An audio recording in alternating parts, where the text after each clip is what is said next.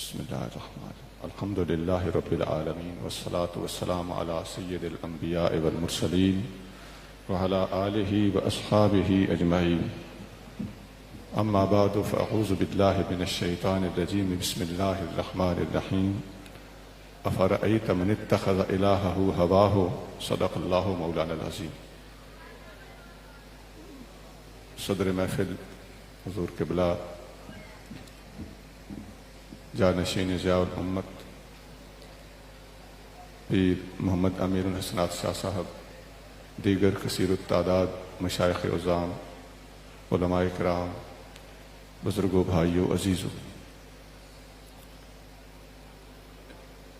مجھ سے پہلے علماء کرام نے اپنے اپنے خیالات کا اظہار فرمایا، خاص طور سے حضرت علامہ ڈاکٹر نور احمد شاہتاز صاحب زیدہ مجدہم نے نہایت دل نشین اور بصیرت افروز گفتگو فرمائی۔ اللہ تعالیٰ سب کا بولنا اپنی بارگاہ میں قبول اور منظور فرمائے اور اس آستان پاک کو ترقی عطا فرمائے۔ فقیر نے اپنی گفتگو کے لیے جس موضوع کو چنا ہے وہ ڈاکٹر نور احمد شاہتاز صاحب نے ایتھیسٹ کے حوالے سے اشارتاً بیان فرما دیا ہے۔ میں تھوڑی سی تفصیل اس موضوع پر عرض کروں گا۔ یہ اس دور کا عظیم فتنہ ہے جو نیٹ پر بھی موجود ہے، دیگر ممالک میں بھی موجود ہے، پاکستان میں بھی موجود ہے، اور خاص طور سے اس فتنے کا مرکز اور اس کا محور ہمارے کالجز اور یونیورسٹیز ہیں۔ اس طرف ہماری توجہ نسبتاً کم ہے۔ اس کے کچھ اسباب اور وجوہات ہیں جن کا ازالہ کرنے کی ہمیں شدید ضرورت ہے۔ فی الحال جو فقیر آپ کے سامنے بات رکھنے لگا ہے، قرآن کی آیت کا ترجمہ ہے جو میں نے آپ کے سامنے پڑھی ہے۔ آیت کے چند الفاظ ہیں، مکمل آیت نہیں پڑھ سکا، اختصار ملحوظ تھا۔ اللہ کریم ارشاد فرما رہا ہے، افرأیت، کیا تم نے نہیں دیکھا، من اتخذ الہہ ہواہ، اس شخص کو جس نے اپنی خواہشات کو اپنا معبود بنا لیا ہے۔ تو یہ خواہشات کو اپنا معبود بنا لینا یہ کئی جہات سے ہے، اس پر کئی طریقوں سے گفتگو ہو سکتی ہے، صوفیانہ طریقے سے بھی ہو سکتی ہے، تصوف تو گھومتا ہی اس کے گرد ہے، شریعت کی پابندی کے حوالے سے بھی ہو سکتی ہے کہ آقا کریم کی لائی ہوئی ہر بات کو ماننا ہی ایمان ہے، ورنہ ایمان کامل ہی نہیں ہے۔ اور ایتھیسٹ کے حوالے سے بھی بات ہو سکتی ہے جنہوں نے اپنی خواہشات کو اپنا معبود بنا رکھا ہے۔ یہ لوگ کہتے ہیں کہ ہم اپنی مرضی کریں گے، ہم کسی شریعت کی پابندی نہیں کر سکتے، کسی بھی دین کو تسلیم کر کے اپنے راہوں میں رکاوٹیں قبول نہیں کر سکتے۔ ان لوگوں کا کہنا ہے کہ ہم اپنی مرضی سے جینا چاہتے ہیں اور اپنی مرضی سے مرنا چاہتے ہیں۔ تو قرآن ان کو کہتا ہے کہ انہوں نے اپنی خواہشات کو اپنا معبود بنا لیا ہے، اور سائنسی اور تحقیقی اعتبار سے اس کا جواب بالکل آسان ہے کہ یہ لوگ کس منہ سے یہ کہہ سکتے ہیں کہ ہم اپنی مرضی سے جینا چاہتے ہیں اور اپنی مرضی سے مرنا چاہتے ہیں۔ سر، آپ اپنی مرضی سے اپنی اماں جان کے پیٹ میں بھی نہیں گئے تھے، اپنی مرضی کے دن اور مرضی کے پیریڈ اور مرضی کے اسپتال میں آپ نے جنم نہیں لیا تھا، آپ اپنی مرضی کے گھر میں بھی پیدا نہیں ہوئے، آپ اپنی مرضی کے ساتھ اس دنیا میں آئے نہیں، دنیا میں زندہ نہیں رہ سکتے، جب چاہیں آپ مر جائیں۔ یہ خودکشی کے سوا اس کا اور کوئی راستہ نہیں ہے، بلکہ خودکشی بھی لوگ کرتے ہیں تو خودکشی کی اٹیمپٹ بعض اوقات کامیاب ہوتی ہے، بعض اوقات کامیاب نہیں ہوتی، غالب میرے مالک کی تقدیر ہی رہتی ہے جس کا تم انکار کیے بیٹھے ہو۔ ہاں جی، ایمانداری سے پڑھے لکھے لوگ سن رہے ہیں، بتائیے نا، ہے کوئی مائیکل آج جو اپنی مرضی سے پیدا ہو سکتا ہو اور اپنی مرضی سے زندگی گزار سکتا ہو؟ تم اپنی مرضی سے کسی کو قتل کر سکتے ہو؟ دین اور مذہب کو ماننا ایک طرف، ایک سیکولر ذہن کے ساتھ جواب دیجئے، کیا کوئی سیکولر آدمی، کسی بھی دین کو نہ ماننے والا شخص اس دنیا میں اپنی مرضی چلا سکتا ہے؟ کسی کی زمین پر قبضہ کر سکتا ہے؟ کسی کا خون کر سکتا ہے، کسی کا مال لوٹ سکتا ہے. یہ تو جنگل کے جانور بھی نہیں کرنے دیں گے تمہیں. انسانوں میں رہتے ہوئے اس قسم کی سوچیں سامنے لاؤ گے تو یقیناً تم جنگل کے جانوروں سے بھی بدتر سمجھے جاؤ گے.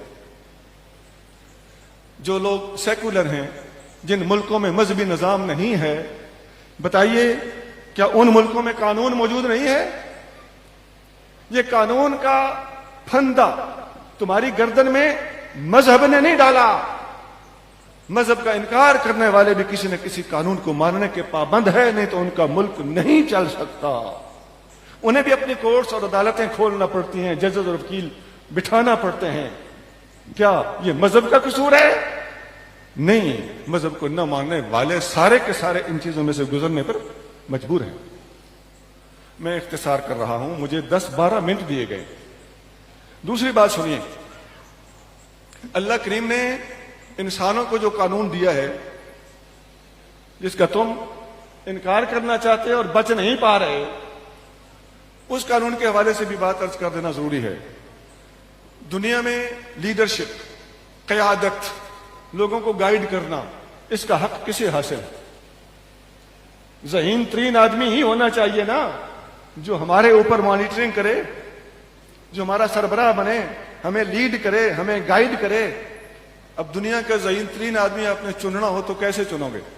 ہم نے تو چن کے اسمبلیوں میں بھیجے ہیں، انہوں نے جا کے ایک دوسرے کو کرسیاں ماری ہیں، باتھ روموں میں کیمرے لگائے ہیں، ایک دوسرے کو گندی گالیاں دی ہیں، گریبان پکڑے ہیں. یہ ذہین ترین لوگوں کا حال تھا. اس کا مطلب ہے ہمارے انتخاب میں خرابی تھی. دنیا کا صحیح معنی میں ذہین ترین آدمی پوائنٹ آؤٹ کرنا اور اسے ڈیٹیل کرنا، یہ کون کر سکتا ہے؟ سوچئے. میں 5 منٹ چپ کر دوں، آپ سوچتے رہیے. دنیا میں، پوری دنیا میں ذہین ترین آدمی ٹریس آؤٹ کر کے سامنے لانا آپ کے ہمارے بس کا کام نہیں ہے. ہم نے کر کے دیکھا ہے، ہم فیل ہوئے. سونا، یہ کام وہی کر سکتا ہے جو پوری دنیا کا خالق ہے، پوری دنیا کے ہر بندے کی ذہنیت کو، اس کے آئی کیو لیول کو، اس کی انٹیلیجنس کو وہ سب اچھی طرح باریکیوں تک سمجھتا ہے، جانتا ہے. اور وہ جو ایسے بندوں کو چنتا ہے نا، اسی کو ہم اللہ کہتے ہیں. اور جن بندوں کو وہ چنتا ہے انہی کو ہم انبیاء کہتے ہیں. انبیاء دنیا کے عقل مند ترین لوگ ہوتے ہیں. اور یہ عقل مندی جب اپنی انتہا کو پہنچی تو اللہ کریم جل شانہ نے اپنے محبوب نبی صلی اللہ علیہ وآلہ وسلم اور عقل کل کو خاتم النبیین بنا کر مبعوث فرمایا. اس جملے پہ ذرا غور کرنا. انبیاء سب سے زیادہ عقل مند، اور ان عقل مندوں کی انتہا عقل کل پر، اور اس عقل کل کا خاتم النبیین ہونا، یہ ساری چیزیں اس ایک جملے کے اندر نہایت دقت کے ساتھ اور نہایت ذہانت اور فطانت کے ساتھ آپ کو نظر آئیں گے.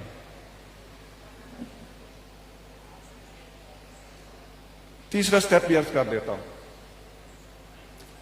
آپ دیکھتے ہیں میں ایک سائنسی مثال اور ایک پریکٹیکل ایگزامپل دینے لگا ہوں. اس وقت آپ نے یہ موبائل ہر بندے کے پاس ہوتا ہے، یہ باہر کے ملکوں سے آتا ہے یا پاکستان سے آتا ہے. یہ جب مشینری والے بناتے ہیں تو اس کے ساتھ اس کا کوئی ٹیکنیکل مینول بھی ہوتا ہے جس میں پڑھ کے اس کو آپریٹ کرنے کا طریقہ سمجھا جا سکتا ہے. یہ ہر مشینری کے ساتھ ہے، جہازوں کے ساتھ بھی ہوتا ہے. تو جب کسی بھی مشینری کو اس کے ساتھ ٹیکنیکل آرڈر یا ٹیکنیکل مینول کے ساتھ تیار کر کے کسی جگہ پر بھیجا جاتا ہے تو اتنا کافی نہیں ہوتا. بھاری مشینری کو آپریٹ کرنا سکھانے کے لیے اس مشینری کے ساتھ عملہ بھی بھیجا جاتا ہے. یہ اس دور میں ایسا ہو رہا ہے کہ نہیں ہو رہا؟ تو جو عملہ اللہ تعالیٰ نے انسان کو بنایا، یہ اللہ کی بنائی ہوئی مشینری ہے. اور اس مشینری کو چلانے کے لیے جو ٹیکنیکل مینول اور ٹیکنیکل آرڈر چاہیے. ٹیکنیکل آرڈر ہوتا ہے جس کے اندر اس کے سارے طریقے، اس کو مینٹین کرنے کے طریقے، اس کو کیسے سوئچ آن کرنا ہے، کیسے سوئچ آف کرنا ہے، کیسے اس کو آپریٹ کرنا ہے، کیسے اس کی صبح سویرے انسپیکشن کرنی ہے، کیسے اس کو وائنڈ اپ اور کلوز اپ کرنا ہے. سارے طریقے اس میں لکھے ہوتے ہیں. پہلا کیا سٹیپ ہے، دوسرا کیا سٹیپ ہے، تیسرا کیا، یہ ٹیکنیکل آرڈر. لیکن جب ٹیکنیشین ٹیکنیکل کام پہ جب جاتا ہے تو ایک کتابچہ اس کے ہاتھ میں ہوتا ہے اور وہ دیکھ دیکھ کے کام کرتا ہے. اسے ٹیکنیکل مینول کہتے ہیں. یہ ٹیکنیکل آرڈر ٹیکنیکل مینول میں باریک سا فرق ہے.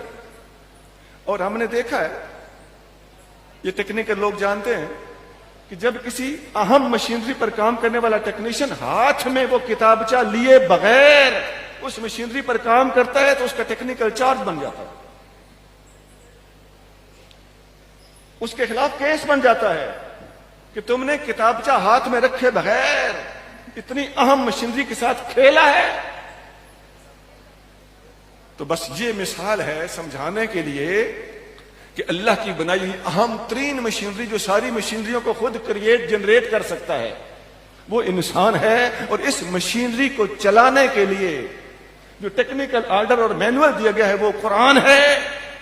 اور اس مشینری کے ساتھ جو عملہ اللہ تعالیٰ نے بھیجا ہے وہ انبیاء علیہ السلام. میری ساری گزارشات کا خلاصہ 3 چیزیں. نمبر 1، انسان اس دنیا میں اپنی مرضی نہیں کر سکتا. نمبر 2، اللہ تعالیٰ جل شانہ نے ذہین ترین لوگوں کو انبیاء بنا کر دنیا میں بھیجا ہے اور ان کی سلیکشن کا طریقہ اللہ تعالیٰ کے پاس یہی ہے کہ وہ خود جانتا ہے کہ موسٹ انٹیلیجنٹ پرسن کون ہے. اور نمبر 3، اللہ تعالیٰ نے انسانی مشینری کے ساتھ جو ٹیکنیکل آرڈر دیا ہے وہ قرآن ہے، جو ساتھ عملہ بھیجا ہے وہ انبیاء علیہ السلام ہیں. اب ایتھسٹ جتنا یونیورسٹی میں کام کر رہے ہیں، کالجز میں کام کر رہے ہیں، ان کے خلاف الحمدللہ ہم اپنی بساط کی حد تک پوری کوشش کر رہے ہیں. اس فقیر نے اس موضوع پر ایک کتاب لکھی ہے. اگر اس موضوع پر کوئی کام کرنا چاہتا ہے تو کتاب کا نام ہے اسلام زندہ باد. صرف 100 صفحے ہیں تقریباً. اس میں ملحدین، ایتھیسٹ کہتے ہیں ملحدین کو، دہریہ، ان کے چوٹی کے 22 سوالات کے جوابات. انہوں نے قرآن کے مقابلے پر ایک کتاب بھی لکھنے کی سازش کی ہوئی ہے. الفرقان الحق اس کا نام ہے. 366 صفحے ہیں، فقیر نے پڑھے ہیں اور ان کا رد بھی کر دیا. اس کتاب میں آپ کو انشاءاللہ تعالی یہ سارا میٹیریل مل جائے گا. اور مزید اس پر کام کرنے کی ضرورت ہے. علماء اپنے اپنے طرز پر اس طرف متوجہ اور اس کے علاوہ دیگر چیزوں کی طرف بھی متوجہ، اور آج کے اس بہت بڑے اجتماع کی ضروریات اور اس کے آداب کے مطابق بھی مناسب گفتگو کرتے چلے آ رہے ہیں اور مزید ہوتی رہے گی. اللہ کریم ہم سب کو عمل کی توفیق عطا فرمائے اور غیرت کی دولت سے مالا مال فرمائے. سبحان ربک رب العزت عما یصفون وسلام علی المرسلین والحمد للہ رب العالمین.